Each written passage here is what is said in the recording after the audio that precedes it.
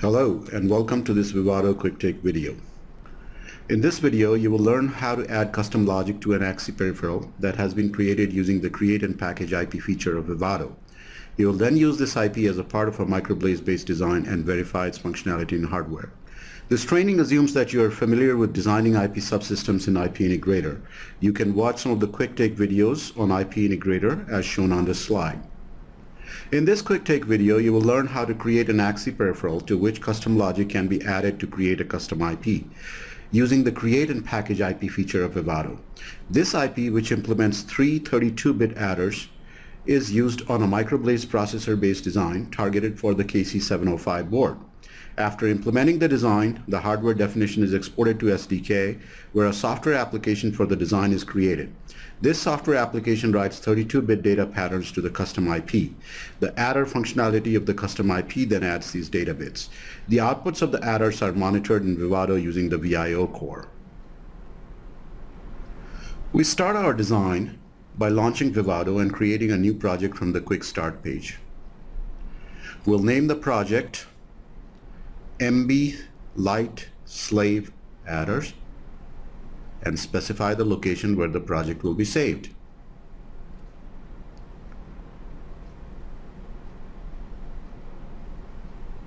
We'll skip some of the other options for adding existing IP constraints or HDL to the project, as everything needed for this project will be generated later. We select boards in the default part page. Vivado is board aware and it knows the physical connections present on our target board. It can thus generate the appropriate physical and timing constraints for our target board based on the interfaces that we choose in our design. We select the KC705 target board here. We review the summary screen to make sure that all the options have been entered correctly and click Finish. Once the project has been created, we launch the Create and Package IP feature. Using this feature, you can either package a new IP or you can create a custom AXI peripheral to which custom logic can then be added to make your own custom IP. When you launch the Create an IP Package feature in a new project, you have two choices. You can either package a pre-existing project directory or we can create a new AXI4 peripheral. We'll choose to create a new AXI4 peripheral for this video. In this page, we can specify several options such as the name, version, display name, description, and the location where the IP will be created. Once the IP is created, you can search for the IP in the IP catalog using the name given to this peripheral. On the Add Interfaces page, you choose the number of interfaces that you want the AXI peripheral to have. Interfaces can be added by clicking on the plus sign and deleted by selecting the delete icon. Notice that the component symbol also gets updated as you add and delete interfaces. Several properties of the AXI4 peripheral can be specified on this page. You can specify the name of the AXI interface in the name field. You can choose the type of AXI4 protocol desired. The choices are light, full, and stream. You can specify whether the interface is created in a master mode or a slave mode. You can also specify the data width for the interface and the number of registers desired. Currently, the number of registers supported by this feature for AXI Lite interface is between 4 and 512. For the purpose of this video, we'll add 3 slave AXI Lite interfaces. We'll change the names of these interfaces and leave the rest of the options to their default values.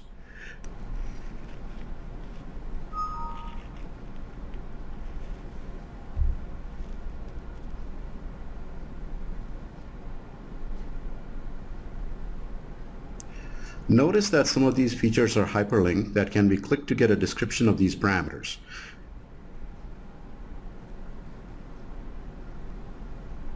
Click Next to get the Create Peripheral Summary page where you can either add the IP to the repository or edit the IP further to create a custom IP. You can also create a test bench to verify the AXI4 peripheral using an AXI bus functional simulation model, or you can test the IP in hardware by using the JTAG to AXI IP core.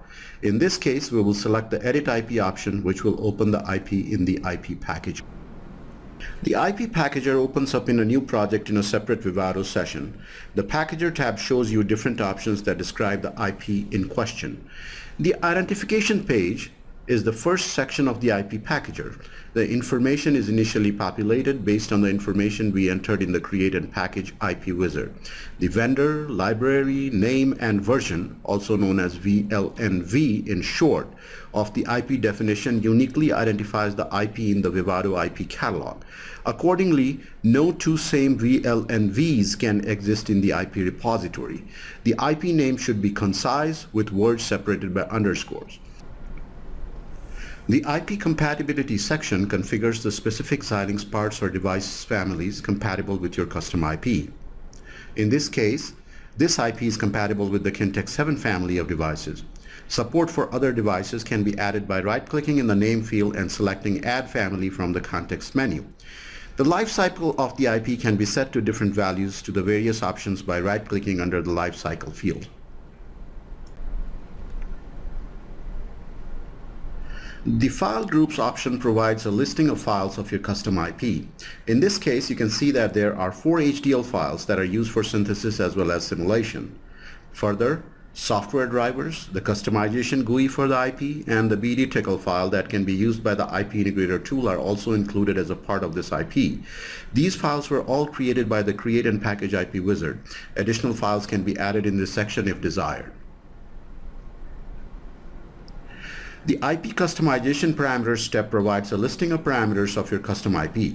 You can use these parameters specifically for GUI customization or customization through the top-level HDL source file.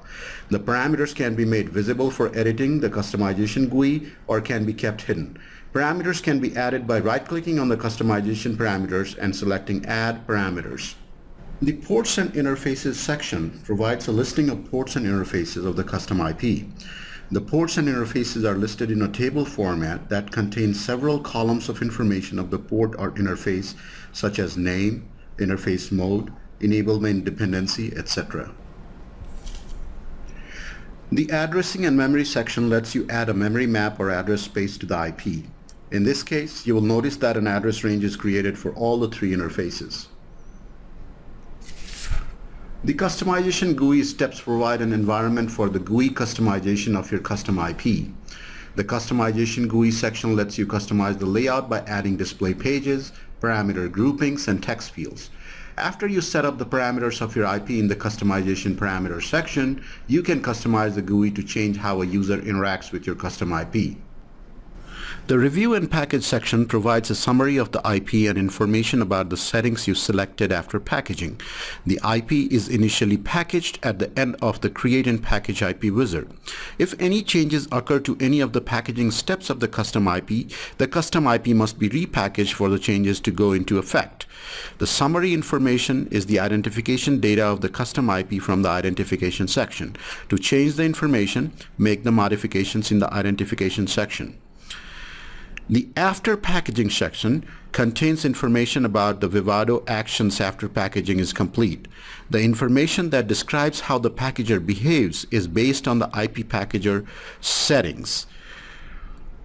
Those 2 settings are Archive and Repository. Archive selects whether to create an archive of the IP. Repository specifies the location of the IP for the Vivado Repository Manager. Okay, so now that we know about various features of the IP packager, we can start adding custom logic to the HDL files generated by the Create and Package IP wizard. So this IP implements 3 32-bit adders. Each of these adders add 2 32-bit numbers and a carry in. The output of the adder is a 32-bit sum and a carry out. 1 adder is instantiated per AXE interface that our IP contains. First, let's edit the first interface's HDL by double-clicking on it.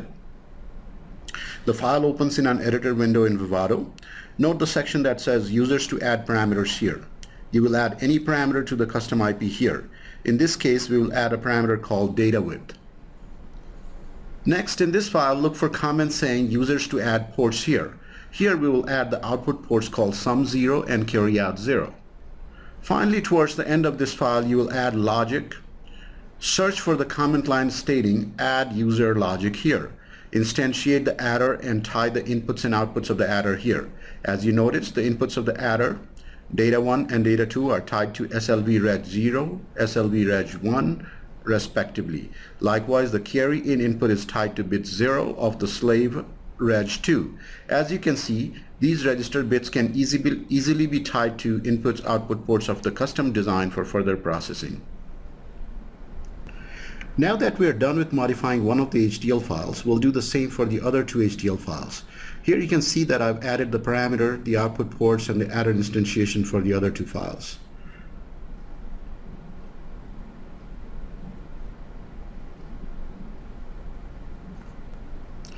Next, let's modify the top-level wrapper HDL file that was produced by the Create and Package IP wizard. In this wrapper file, we'll add the parameter and the output ports for the three adders that we have created so far. As we did before with the HDL files for the interfaces, we'll look for the comment line saying users to add parameters here. Here, let's add the parameter data width. Next, let's look for the comment saying user to add ports here. Let's add the I/O ports for our adder IP here. Next, look at the instantiation of all the interfaces and tie the sum and carry out outputs appropriately.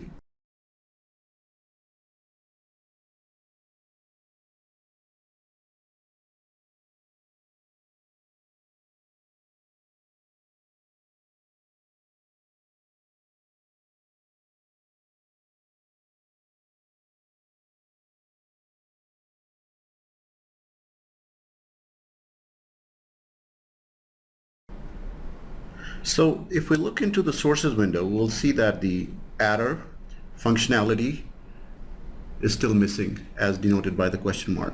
So what we'll do is we'll add the source file that contains the adder functionality. So we do this by right-clicking on the design sources and selecting add sources. After we add this file, you will see that the hierarchy of the design looks correct as all the source files have been added to it. And here's the functionality of the adder. The simple function that just adds data 1, data 2, and the carry in. Let's go back to the packager window now. As we have modified the source files for our custom IP, you can see that the green check marks have changed to red check marks for the sections that have changed. The impacted sections in this case are the file groups, the customization parameters, the ports and interfaces, and the customization GUI.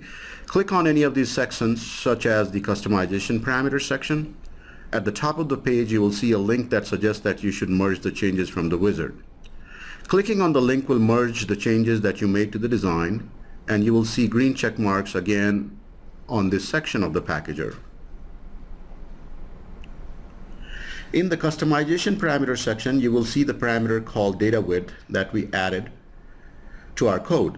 You can edit this parameter and make it visible in the customization GUI. In the customization window, right-click on the customization parameters and select Add Parameter from the menu. Add the data width parameter.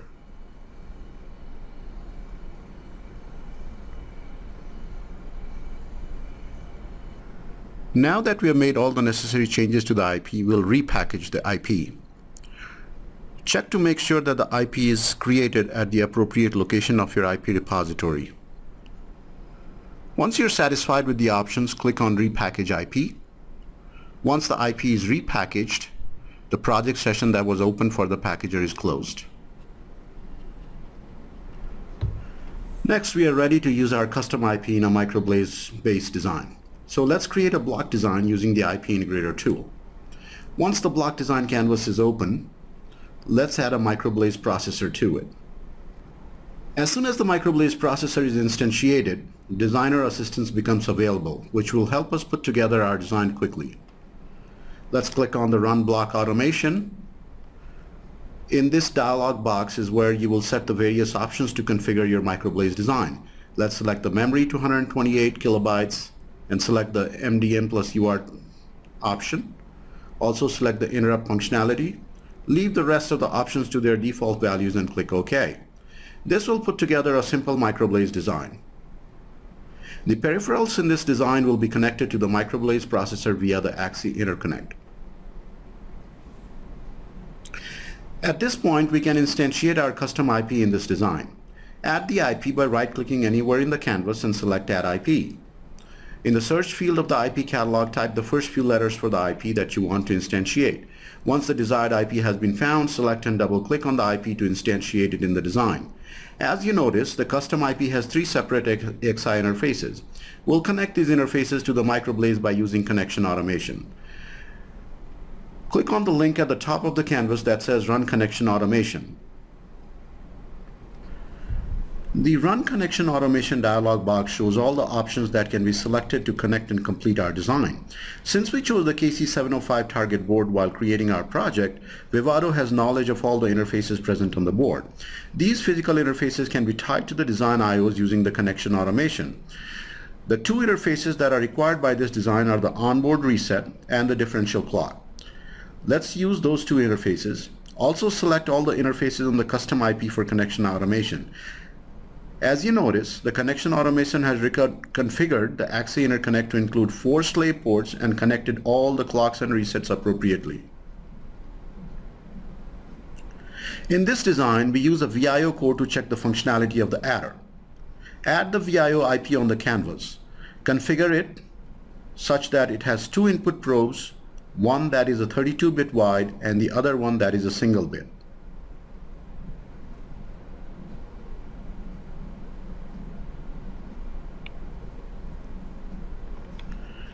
These probes can be tied to the sum and carry out output of the adder IP. Make the connections to the VIO and the adder IP. We're only using one adder for demonstration purposes. The outputs of the other adders can be left unconnected. Finally, the interrupt inputs to the interrupt controller are driven by the concat IP, which need to be configured such that it has only one input and one output ports. Now let's take a look at the memory map of the design. As the peripherals are instantiated in the design, an address range for each of these peripherals are automatically assigned in the address editor. Note the address, offset, and range for each of the interfaces for our address IP. The address for the first interface starts at offset 0x44A0 0000 and occupies 64 KB of address space. Although all 64 KB range is not used by the IP, we can leave it at 64 KB. Similarly, the offset address for the second interface starts at hex 44A1, all zeros, and the third interface starts at hex 44A2, all zeros. These offsets can be changed by the user if desired.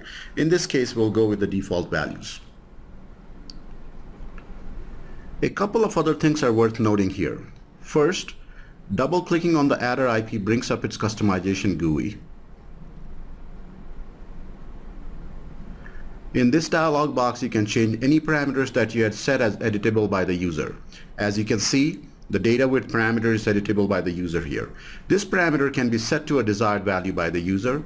We'll leave it to its default value in this case. The other thing to note here is that you can re-edit the IP from the block design itself by right-clicking on it and selecting Edit in IP Packager. IP Packager opens up in a separate Vivado session. After editing the IP, you can repackage and close the project. You will notice that the IP is updated on the block design. With this, our design is complete.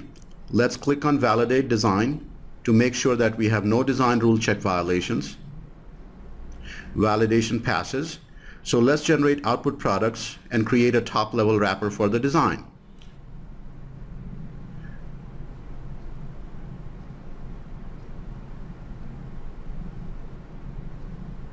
Now we are ready to implement the design. Click on Generate Bitstream, which will synthesize and implement the design. This process will take several minutes.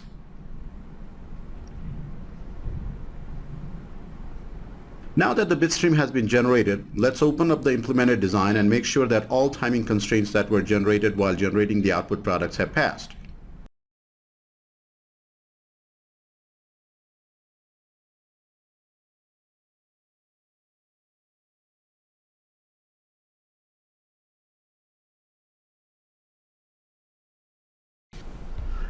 Looks like all the timing constraints have passed. Everything looks good at this point, so we can export the hardware to SDK.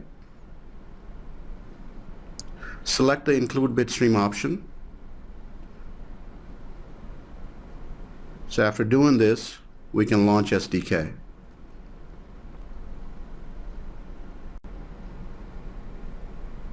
SDK launches in a separate window. Remember that Create and Package IP Wizard also creates the necessary software drivers and a test application for the IP. We'll use this test application and call the application from our own custom code. First, let's create a software application project.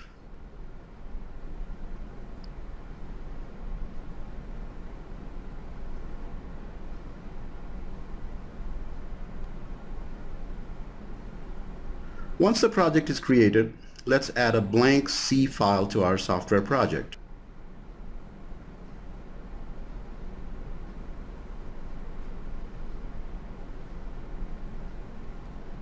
Give a name to this file, such as main.c. Add these lines of code to this C file. As you can see, this code calls a function that was created in the self-test application by the Create and Package IP Wizard. In this function, we pass the addresses of the 3 AXI interfaces in our custom IP. This function then writes several long words to the registers of each interface. It does a read back of the data and ensures that the read data is correct. Next, we need to connect the KC705 board to our machine. We can also use a remote machine if we so desire. Let's make sure that the board is turned on and the Digilent or the USB JTAG cable is connected to the machine. Let's program the FPGA by clicking on Xilinx Tools, Program FPGA. This will program the FPGA. Once the FPGA is programmed, let's open the XMD console. Here we will connect to the Microblaze processor. We also need to make sure that we listen to the JTAG port. This will enable us to see any outputs that are printed by the UART. Now, at this time, we can also monitor the hardware functionality by connecting Vivado to this board. So let's go back to Vivado and connect to the target hardware. The VIO core can be seen in the Hardware Manager window. We can monitor the outputs of the adder by looking at the values on the probes of the VIO. Let's go back to SDK and execute our code that writes 4 long words of data to each of the interfaces of our IP. To do this, we need to download the L file that was created for our custom software code. Next, run the code by typing run. You will see that our software test application has finished running and the test has passed. Let's read some memory locations to see the contents.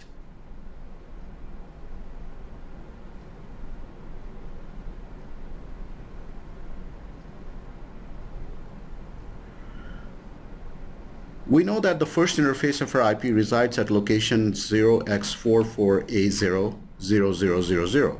Therefore, the 4 registers that we created for this interface reside at hex 44A00000, 44A00004, 44A00008, and 44A00000C. As you can see, these locations have values of hex 10, 20, 30, and 40. The first data is the data that is the first input to the adder. The second data value is the second input to the adder. The third one is the carry into the adder. Since we are using only bit 0 of the 32-bit data, carry in is 0 at this point. So the sum output of the first adder should be a hex of 30, and the carry out should be a 0. Let's make sure that it is the case by monitoring the value on the probes of the VIO core. To do this, we need to go back to Vivado, refresh the values on the probes of the Vivado, and voila, you have an output sum of hex 30 from the adder and a carry out of 0. Let's go back to SDK and change the carry in input to a 1. We can do that by modifying the 44A00008 location with a data value of hex 1. Perform a memory write operation followed by a memory read to make sure that the data was written correctly. Let's go back to Vivado and refresh the values on the probe. And sure enough, the sum this time is a 31. So we have verified the functionality of the adder in hardware. We've seen that the create and package IP function allows a user to create master/slave AXI interfaces easily. The HDL code for these interfaces can be modified by the user and the IP repackaged. Thanks for watching this quick take video.